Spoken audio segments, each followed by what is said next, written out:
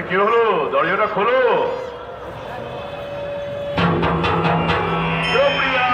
আসছি বাবা, আসছি।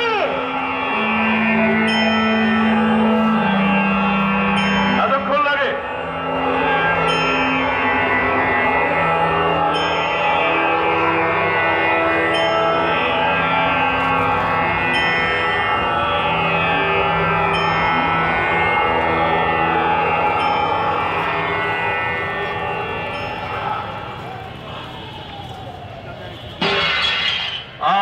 কি হচ্ছে? একটা কাপ ভাঙলো। সে তো বুঝতেই পারছি। একটু আস্তে এসো প্রিয়া, এক একটা শব্দের জন্য বিস্ফোরণ কানে লাগে। কাছে এসো। না। সে কি দিকে দিকে আজ অবাধ্যতার ঢেউ? যে ছাইপাশ গিলেছো তার গন্ধ নাকে এলে আমার বমি আসে। ওটা তোমার আপব্রিঙ্গিং এর দোষ। কিসের দোষ? যে আবহাওয়াতে মানুষ হয়েছো তার দোষ। মৌলভী সাহেবের ঘরে কাফেরের মেয়ে, অংশ মধ্যে বজ্রথা, রক্তাভ পানির মর্ম তুমি কি করে বুঝবে? মাতাল অবস্থায় মৌলভী সাহেবের নাম মুখে নিতেও তোমার লজ্জা হওয়া উচিত। আশ্চর্য, অতি আশ্চর্য। মানে? মানে মাতাল অবস্থায় মৌলভী সাহেবের নাম মুখে নিতে পারবো না, অথচ অথচ অথচ কি? অথচ মৌলভী সাহেবের পালিত কন্যা সজ্ঞানে বেশ্যাবৃত্তি করতে পারে। বেশ্যাবৃত্তি ধরেছি পেটের দায়ে, ঠিক তোমার মতো। আমি বেশ্যা? প্রথমত ব্যাকরণ ভুল, বোধহয় শব্দটা বেশ্য হবে। আর তাছাড়া আমি ওরকমই নই, কারণ তুমি বেশ্যারও অধম। কারণ বেশ্যা দেহ বেচে, তুমি বেচো তোমার বুদ্ধি, আদর্শ, আত্মার সব রোজ বেচো। আমি সাংবাদিক না, তুমি খবরের কাগজের মালিকের ভাড়াটে বেশ্যা, রক্ষিতা। মৌলভী সাহেব বলে বলতেন তয়েব। তাই বড় বড় কথা ছেড়ে দাও। আচ্ছা, এককালে নাকি লড়াই করেছিলে, জেলে গিয়েছিলে, সবসময় তো ওইসবই কপ যাও। আজ সেই তুমি যখন রোজ 10টা 5টা কলম পিষে সেই লড়াইয়ের শ্রাদ্ধ করে আসো, সেটা বেশ্যাবৃত্তি নয়? তোমার পেছনে মাসে 500 টাকা ঢালি তোমার সমস্ত বকবকানি শুনতে। 500 টাকা যে জন্য ঢালো তা তো পাচ্ছই, রোজই পাচ্ছ। তার উপরে তোমার বকুনি আমায় শুনতে হবে এমন কোনো দাসখত লিখে দেনি। তাছাড়া দুজনে যখন একই ব্যবসা করছি, বকুনি ঝাড়লে উল্টো বকুনি তোমায়ও শুনতে হবে। যথার্থ, আমি বেশ্যা।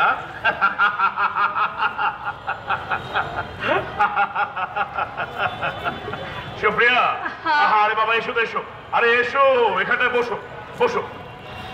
একটা ভীষণ দোদুল্যমান অবস্থায় পড়েছি, তোমায় ছাড়া আর কাকে বলবো? ভনিতা ছেড়ে ঝেড়ে কাশো দেখি। আমায় একবার নাম ধরে ডাকো দেখি। সে সম্ভব নয়, মৌলভী সাহেবের কাছে সে শিক্ষা পাইনি। আহা, কি হয়েছে বলো না। ব্যাপার সঙ্গীত, এবং এ থেকেই বোঝা যায় যে আমি বেশ্যা। মালিক মশাই আর 4 জনকে ডেকে পাঠিয়েছিলেন। 4 জন মানে সম্পাদক, বার্তা সম্পাদক, সহ সম্পাদক আর যে চুনুপুরি রিপোর্টার মানে আমি। সবাইকে ডেকে বললো খবর ম্যানুফ্যাকচার করতে। মানে? মানে প্রথমে আমি বুঝিনি, পরে যখন বুঝলাম, বুঝে মনের কপালে করাঘাত করতে লাগলাম। আহা, সাদা বাংলায় কথাগুলো বলবে কি? বলছি, একবার মালিকের ভাষাতেই বলছি। তুমি এখানটায় দাঁড়াও। আমি একসময় অভিনয় করতাম জানো, একেবারে হুবহু করে দেখাচ্ছি, ঠিক আছে? আপনারা অতি অপদার্থ, খবর না পেলে খবর তৈরি করে নিতে পারেন না। লিখে নিন, আগামীকাল প্রথম পৃষ্ঠায় 4 কলাম জুড়ে একটি খবর বেরোবে।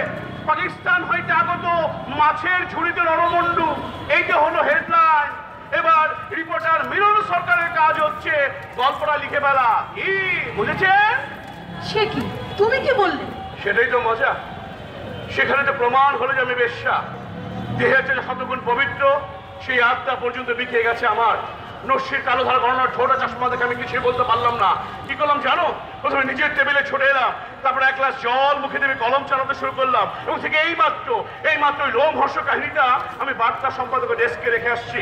তুমি তুমি নরমন্ডু পাওয়ার গল্প লিখে এলে? হ্যাঁ, ধরে আনতে বলেছিল, আমি বেঁধে এনেছি। একটির জায়গায় 3টি নরমন্ড সৃষ্টি করেছি। তার একটিকে আবার শিয়ালদহ স্টেশনে 1 উৎপসনে চিনে ফেললো এবং ওগো তোমার ধরকই বলে কান্না জুড়ে দিল। কালো সব বেরোবে? হ্যাঁ, ছবি শুদ্ধ ছবি। হ্যাঁ, অফিসে ফটোগ্রাফার বিভাগে কর্তা সব ঢুকেছেন, দেখে এলাম। 1948 সালে এক মুসলিম মায়ের ক্রন্দনত মুখ আর 1952 সালের ডাঙার গেরিলার কাটামুন্ডা একসঙ্গে জোড়া হচ্ছে। A+B is not your B but C। ভালো ভালো দুটো মিলে গেলে কাল সকালে প্রথম পৃষ্ঠে 4 কলাম বেরোবে। তোমার ধর কই তাকর দেখি হাসছো কেন সুপ্রিয়া? হাসছি তোমার বলা ধরন দেখে। না হাসা কিছু নেই, কাল বিকেলি দাঙ্গাটা লাগবে বলে মনে হচ্ছে। দাঙ্গা? হ্যাঁ দাঙ্গা, মালিকের খুব আশা কাল বিকেলি দাঙ্গাটা লাগিয়ে এক আধ বেলা এদিক ওদিক হতে পারে। আর এই দাঙ্গা লাগানোর পেছনে এই কুৎসিত কালীমাতা হাতটাও খানিকটা থেকে গেল।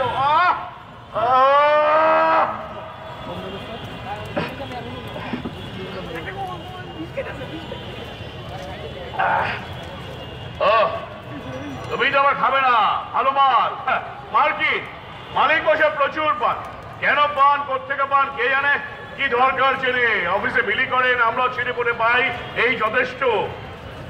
মৌলভী সাহেব থাকেন টালিগঞ্জে, একেবারে হিন্দু পাড়ার মাঝখানে। টালিগঞ্জ সাপ সাপ হয়ে যাবে, অ্যান্টালি যাবে, কলা বাগান যাবে, সব প্ল্যান হয়েই আছে। মালিক অলরেডি কয়েকটা গল্পের প্লট দিয়ে দিয়েছে, শুধু গল্পটা লিখে দেবেই হলো। ক্রমে ক্রমে ছাপা হবে, কলকাতা দাঙ্গার জন্য মুসলমানরা যাই। এই যে দেখো আরেকখানা, এই যে অ্যান্টালি এলাকা মুসলমানদের গুপ্তচর খাঁটি আবিষ্কার, এই থার্ড টালিগঞ্জে মুসলমান সশস্ত্র আক্রমণ, এছাড়াও পূর্ব বাংলার সীমান্ত হতে বিশেষ সংবাদদাতা প্রেরিত কয়েকটি পত্রের খসড়া। আসলে কি জানো, সেই বিশেষ সংবাদদাতা অন্য আর কেউ নয়, এই রিপোর্টার মিলন সরকার। ওই পূর্ব বাংলার সীমান্তে নয়, একবার কলকাতার এ তো গলিতেই থাকে। তুমি এসব লিখবে? দৈনিক কি আর বেশ্যা? জ্বালা ধরলো কখন জানো?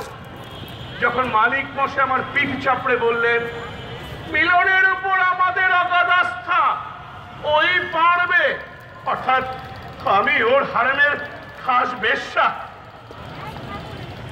গত দাঙ্গায় মা গেছেন, মানে মৌলভী সাহেবের স্ত্রী। এবার বোধ হয় আমি বলছি, আমার মতো তুমি মালটা টানো, আরাম পাবে।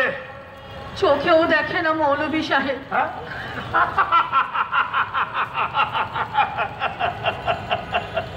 ভালোই তো ভালোই তো, কে যে মারলো সেটাও দেখতে হবে না? কত টাকা মাইনে পাও? নতুন করে বলতে হবে। এত কমে তোমায় কেনা যায় জানতাম না তো। তাহলে তুমি বলো, আমি কি করবো, কি করা উচিত আমার? কি করবে তা আমি জানি না, তবে এই ভীষণ পাপ থেকে 7 হাত দূরে থাকা উচিত। কিন্তু নরমুন্ডের গল্প তো আমি ইতিমধ্যে লিখে দিয়ে এসেছি। আর লিখবে না? যা লিখেছো তার প্রায়শ্চিত্ত করতে হলে অন্য খবরের কাগজে সমস্ত সতর্ক ফাঁস করে দেওয়া উচিত। সুপ্রিয়া সুপ্রিয়া, প্রথমত আমি না লিখলে ওর অন্য কাউকে লিখিয়ে নেবে, আর অন্য কাগজ আমাদের খবরের অভ্যন্তরীণ খবর ছাপবে অন্য কাগজ। পাগল, কেউ ছাপতে পারে না, ওদের মধ্যে যোগ শাসন আছে। ভদ্র ভাষায় সেই হীন যোগ শাসনের নাম দিয়েছে এটিকেট। তাহলে অন্য কোনো খবরের কাগজে পাঠিয়ে দাও। কি লাভ? কজন পড়বে? উপরন্ত লিখানা বের মাত্রই আমার চাকরিটা চলে যাবে। কেন? 4 জন লোক ছিল আজকের মিটিং এ, তারা কি করে জানবে যে? কিন্তু ওদের মধ্যে আমার মাইনে সবচেয়ে কম, অত বড় বোঝেই নেবে যে এই ব্যাগ মেরেছে। যাক চাকরি, এমন খুনি ডাকাতের নিমক খেয়ে কাজ নেই। বলা সহজ, বহুকাল অনাহার অর্ধাহারে থেকে সুদিনের মুখ দেখেছি, খাবো কি? তা আমি জানি না। ঘরে মা আছে, 4-4টে বোন, বিয়ে দেবে কে? সেও আমি জানি না। তোমার মাসোহারা বন্ধ হয়ে যাবে। তোমায় যে বিয়ে করবো ভেবেছিলাম, সেও আসার গুড়ে বালি পড়বে। জানি, সব জানি, জেনেও বলছি, দাও ফাঁস করে। কিন্তু লাভ তো কিছু হচ্ছে না সুপ্রিয়া। যদি বুঝতাম লিখাটা বেরোনোর পর কিছু লোক পড়বে, বলে বলে বেড়াবে রাস্তা ঘাটে, গ্রামে গঞ্জে, গড়ে তুলবে জনতার প্রতিরোধ, তবে এই ঝুঁকির একটা অর্থ হতো। কমিউনিস্ট শক্তিশালী দৈনিক ছিল, তার কি হলো জানো? নেতারা সব জেলে কাগজ থেকে পড়েছে, মানে লোকের হাতে যারা এই বিষাক্ত আবহাওয়ায় দাঁড়িয়ে সমানে পাকিস্তান বিরোধী সমালোচনা ছাপছে। কলকাতা এমনই শহর যে এখানে মাঝে মধ্যে ওই পাকিস্তান বিরোধী সমালোচনা মুসলিম বিরোধী উস্কানি হয়ে উঠে। আচ্ছা, এর মধ্যে আমি কি করবো? ধরো রাগের মাথায় আমি চাকরিটা ছেড়ে দিলাম, ছেড়ে দিয়ে লিখাটা লিখে পাঠিয়ে দিলাম অন্য কোনো কাগজে, লিখাটা ছাপা হলো, কিন্তু কেউ পড়লো না। ষড়যন্ত্র যেমন চলার ছিল ঠিক তেমনি চললো। যতটা রক্ত বইবার কথা ছিল ততটা রক্ত বইল, যতটা মানুষ কচুকাটা হওয়ার কথা ছিল ততটা মানুষ কচুকাটা হলো। মাঝখান থেকে আমার চাকরিটা রইলো না, উপরন্ত বেকার গ্রস্তের দলে আরেকটি নাম সংযুক্ত হলো। কিন্তু আদর্শবাদ নয়, গারনের গুয়ার তুমি। আচ্ছা তুমি বলো দাঙ্গা ঠেকানো কি আমার মতো নগণ্য আহাম্মকের পক্ষে সম্ভব? তাহলে কিসের প্রয়োজনে আমি এত কিছু খাবো বলতে পারো?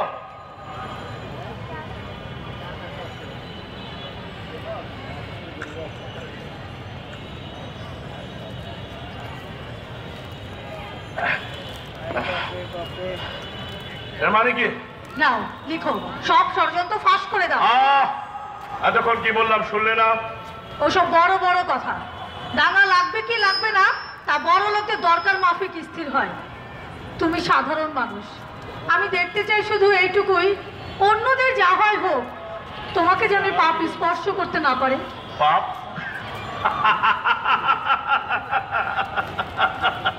সুপ্রিয়া, তুমি কি লেখার মধ্যে দিয়ে পাপ পুণ্যের বিচার করতে চাও?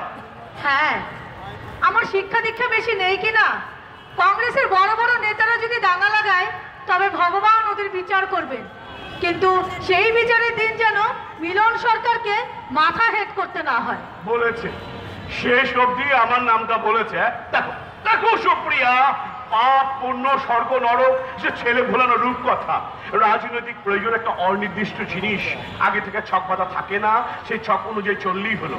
আমাকে বোঝাও কেন লেখার প্রয়োজন, আমি লিখবো, কিন্তু এসব পাপ পুণ্যের কথা বলে তুমি আমাকে কিছু করতে পারবে না। আদর্শ নেই? আদর্শ অপেক্ষিক।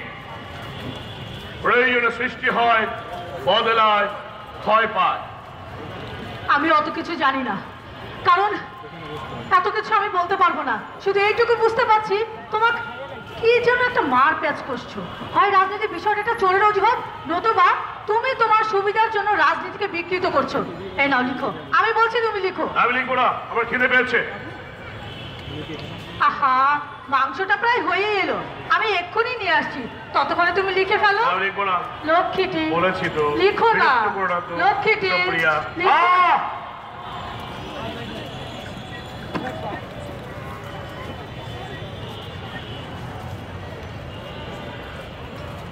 না লিখবো না। কেন লিখবো? যখন না খেয়ে মরছিলাম তখন কি এসব লিখে পেট করতো? সুপ্রিয়া, গ্যাস লাই দাও। সুপ্রিয়া, গ্যাস লাই দাও।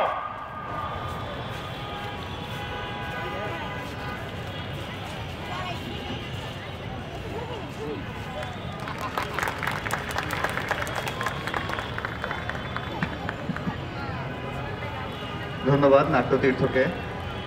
দর্শক